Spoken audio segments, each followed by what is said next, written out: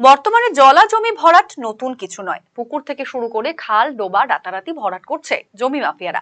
এর পেছনে রয়েছে কোটি কোটি টাকার মুনাফার খেল। এরই মধ্যে কালিয়াগঞ্জের সামনে আসে খোদ নদী দখল করে পিলার নির্মাণের ঘটনা জানিয়ে শুরু হয়ে যায় শোরগোল।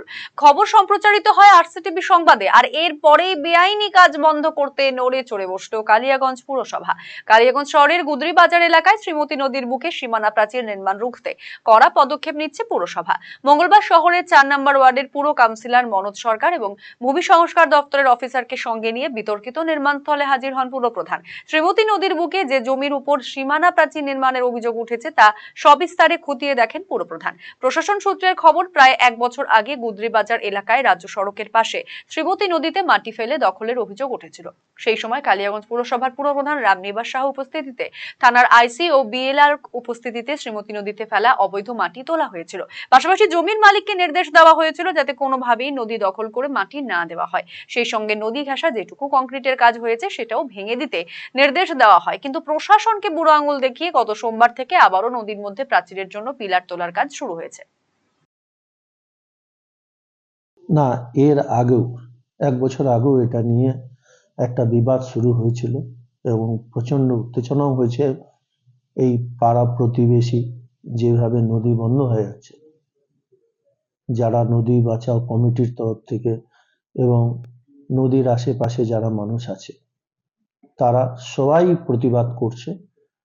আমি যাওয়াতে যা দেখলাম যে এর আগে যেটুকু আমি মাটি কেটে উঠানো হয়েছিল সেটুকু তো উঠানো হয়েছে অবশ্যই, তারপরেও মনে হয় কিছুটা মাটি বাড়ায়, গাছ টাছ লাগানো আছে দেখলাম। দেখার পর বিএলআরও থেকে ফোন করা হয়েছিল, বিএলআর সাহেব আসেননি, উনি একটা প্রতিনিধি পাঠিয়েছিলেন। ওনার সাথে ওয়ার্ড কাউন্সিলর আছেন, সাধারণ মানুষ আছে, সবার সাথে কথা বলে একটা সিদ্ধান্ত নেওয়া হয়। আপাতত কাজ আমি স্থগিত বন্ধ করে রাখি। বিএলআরওকে দায়িত্ব দেওয়া হয় এই জমি কত আছে, রেকর্ড কি আছে, শ্রেণী কি আছে, ওটা টোটাল দেখব।